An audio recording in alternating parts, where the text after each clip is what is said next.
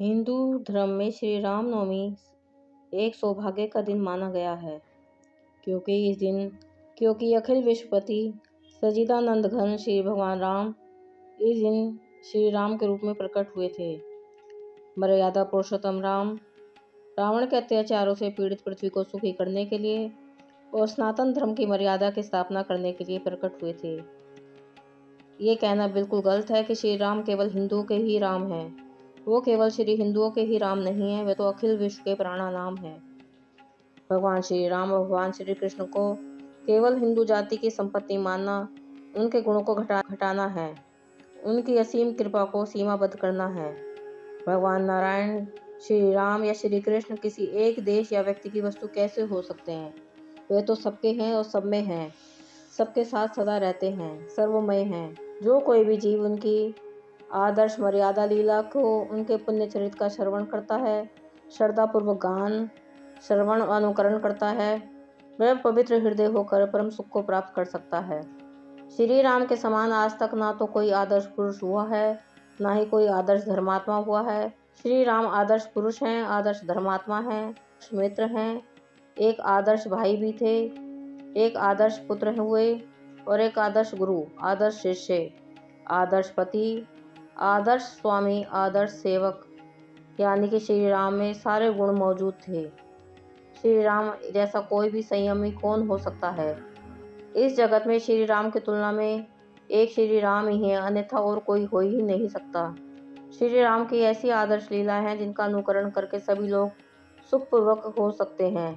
हमारे श्री राम का पुण्य जन्म दिवस चैत्र शुक्ल नवमी के दिन हुआ था।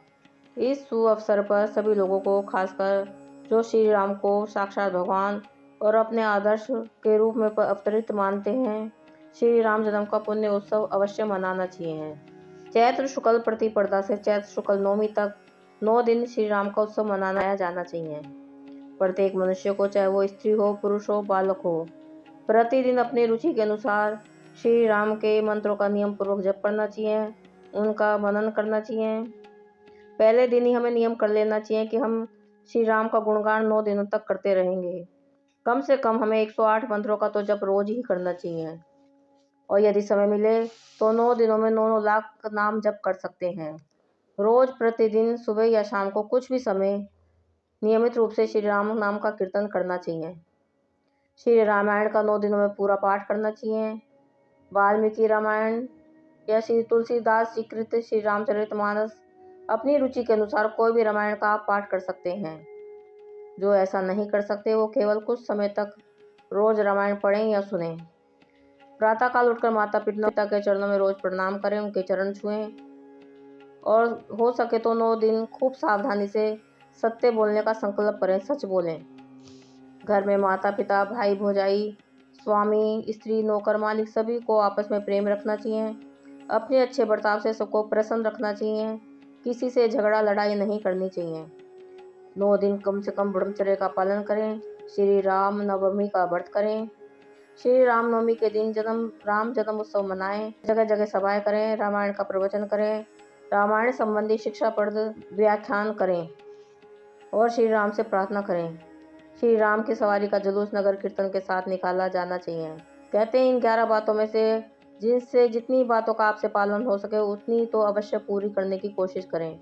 श्री राम नाम का जप, कीर्तन, माता पिता आदि गुरु चरणों में प्रणाम, सभी से प्रेम, ब्रह्मचर्य का अधिक से अधिक पालन, सत्य भाषण आदि बातें जो आप जीवन भर पालन करने के योग्य हैं, उनको अभ्यास अधिक से अधिक बढ़ाना चाहिए। श्री राम की भक्ति के लिए इन्हीं संकल्पों की आवश्यकता है। नवमी तिथि सब कामनाओं को पूर्ण करने वाली है। जो व्यक्ति रामनवमी का व्रत करता है उसके अनेक जन्मों के पापों की राशि भस्म हो जाती है, उसके पाप भस्म हो जाते हैं और वो विष्णु पद को प्राप्त होता है।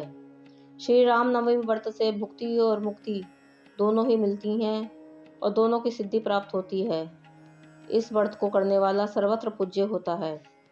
श्री राम नवमी के दिन प्रातःकाल नित्य क्रम से निवृत्त होकर अपने घर के उत्तर भाग में एक सुंदर मंडप बनाए। श्री हनुमान जी की स्थापना करें। दक्षिण द्वार पर बाण, चाक, धनुष तथा श्री गरुड़ जी की, पश्चिम द्वार पर गदा, खड़ग और श्री अंगद जी की एवं उत्तर द्वार पर पद्म, स्वस्तिक और श्री नील जी की स्थापना करें। एक सुंदर वेदी बनाए, उसमें सुंदर तोरण लगाए और भगवान श्री राम सीताराम को प्रतिष्ठित कर विविध उपचारों से यथाविधि पूजन करे। भगवान की आरती करे। घी की बत्ती जलाकर शुद्ध पात्र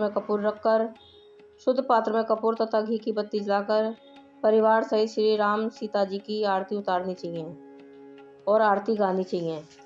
मंदिरों में भी पंचामृत स्नान, यथाविधि पूजन और पंजीरी या फल का भोग लगाकर मध्याह्न काल में विशेष आरती करें, पुष्पांजलि करें। ये परंपरा हमेशा चली आ रही है। आरती के अनंतर भक्तों को पंचामृत और प्रसाद देना चाहिए।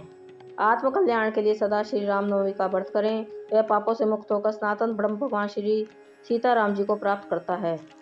कहते हैं कि चैत्र शुक्ल पक्ष की मध्याह्न से शुरू होने वाली दशमी युक्त नवमी तिथि व्रत के लिए सबसे शुभ मानी गई है।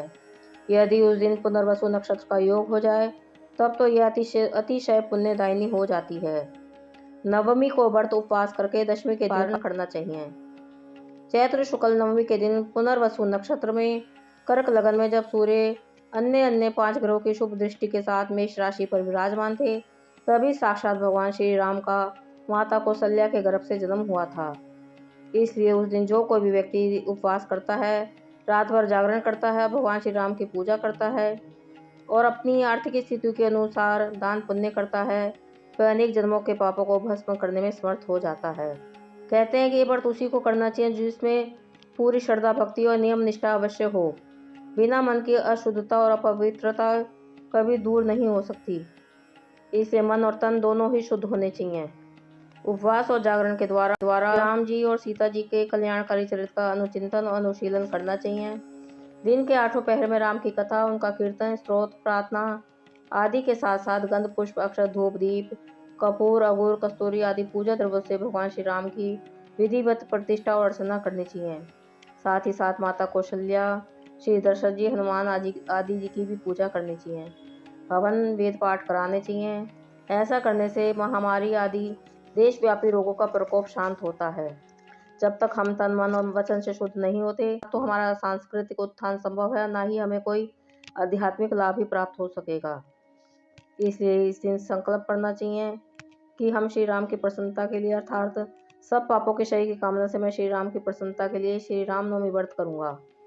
श्री राम नवमी के दिन भगवान राम ने नरलीला करने के लिए राम के रूप में अवतार लिया था। जब पृथ्वी पर रावण का अत्याचार अत्यंत बड़ा हुआ था और सज्जनों का अस्तित्व संकट में था, तो वे हर पल असुरक्षा के बोझ से ग्रस्त थे। इसी कारण राम अवतार हुआ था। रावण के वध, दानवों के विनाश और धर्म की प्रतिष्ठा करने के लिए श्री राम के रूप में भगवान श्री हरि प्रकट हुए थे।